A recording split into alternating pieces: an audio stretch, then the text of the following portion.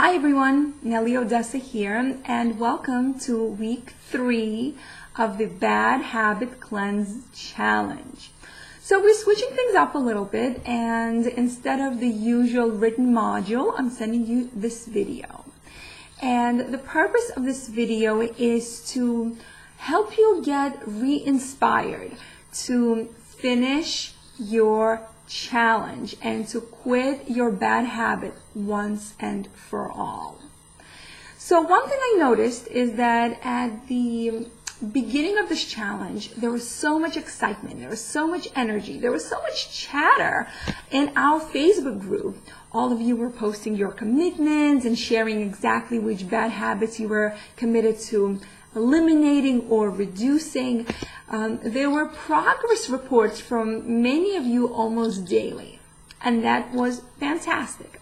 And then during week 2, some of this excitement and chatter has died down a little bit. And that happens very often when one might be working on a challenge or working toward a meaningful goal.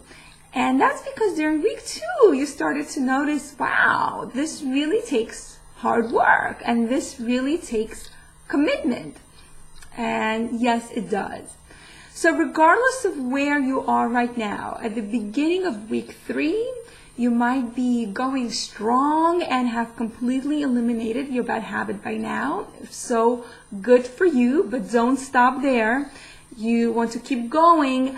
So it really is ingrained in you, and it really is a habit. Or if you've fallen off the path a little bit, don't get discouraged. I am here to re-inspire you. So I believe that 80% of success is mindset, and 20% is the mechanics, is the technique. And you have the technique because don't forget, we structured this as a 21-day challenge. You have the Facebook group to have that support from others. We talked about substitutes last week, and substitutes are when you have this urge for which you used to fulfill with your old bad habit. You're now fulfilling this urge with a new positive habit, right? The use of substitutes. All of that is mechanics. And all of that is only 20%. The 80% that you need to quit this bad habit once and for all and to achieve any other meaningful goals in your life is the mindset.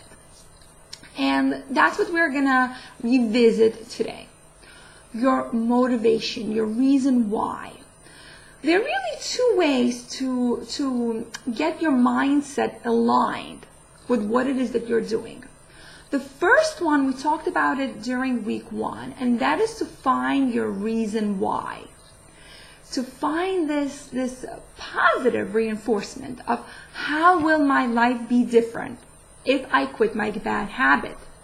So when I was quitting coffee, I thought about how would my life be different if I quit coffee once and for all, if I quit this bad habit, if I'm no longer dependent on caffeine for my energy and for my comfort and to feel good. And I took some time and I thought about it, and I meditated and visualized of what it would be like to have energy, what it would be like to not wait to have this cup of coffee, to feel good, to feel vibrant, to feel energized, to be with my kids, to work on my business, to take on the world. And that was one of the motivators, because it was really a really solid, clear, amazing image, and I wanted to go there. I wanted to go to this place of energy, and that was my motivator to stay strong and to quit my coffee habit. The other way, and this is a little bit deeper, to get our motivation going, is to think about the negative consequences of what would happen if we don't quit this bad habit. And this really will require some time. It will require you to take about 20 to 30 minutes of uninterrupted time to close your eyes, to sit down and to think about, to visualize, to focus, to meditate on the worst thing that could happen if you don't quit your bad habit now. What is the worst, absolutely worst thing that could happen? So closing my eyes and going back to that place of drinking coffee, like what is the worst thing that could happen? And the worst thing is that I would keep drinking coffee and I would be moody and cranky, which is what was happening to me when I was drinking coffee. I would have highs and I would have lows. And the worst thing that could happen is that I would just like be tired and cranky. I would snap at my children or be, not the kind of mother that I would want to be, and they would grow up and remember that. That's awful and that's painful. And when you think about the worst thing that could happen if you continue with your bad habit and you don't quit it now, it really activates your nervous system and it really associates pain with this bad habit.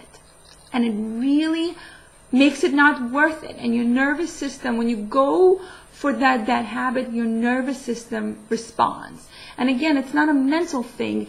It's physical, emotional response. And therefore, you really need to set some time aside to really think about, to really visualize, to really meditate on what is the worst thing that could happen if you don't quit your bad habit now. And if you think you found something bad, keep going deeper. Keep going deeper. Visualize until you really feel that pain. And next time you go for your bad habit, or you might think about it, your body will respond right away. So those are the two motivators, the positive visualization of the new joys and things you will enjoy. Once this bad habit is no longer a habit for you, and if you don't quit this habit, what is the worst thing that could happen? And that's going to take you to a really painful place. But from that place, we can change. From that place, we can change our habits, we can change our lives, and we can be the creators of our lives and create the kinds of lives that we really want and desire and deserve. So here you are on week 3 of your challenge. Keep going strong, remotivate yourself. Keep using the substitutes that we talk about.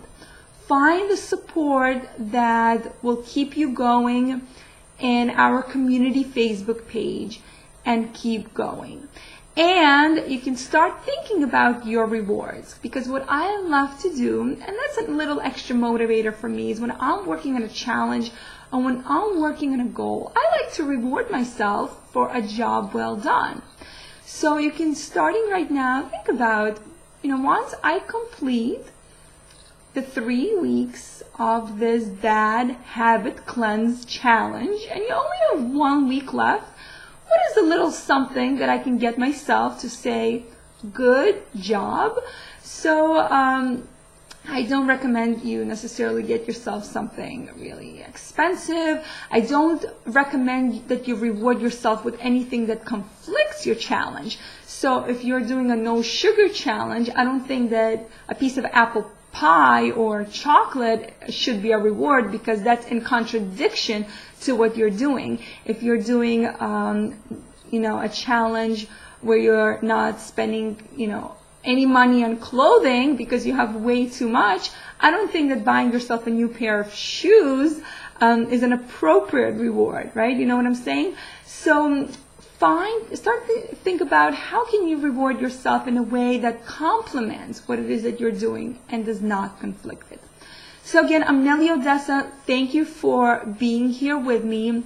Keep going. You only have 1 week left. And I will see you in a week, and we will celebrate together the completion of the challenge. Love you all. Bye-bye.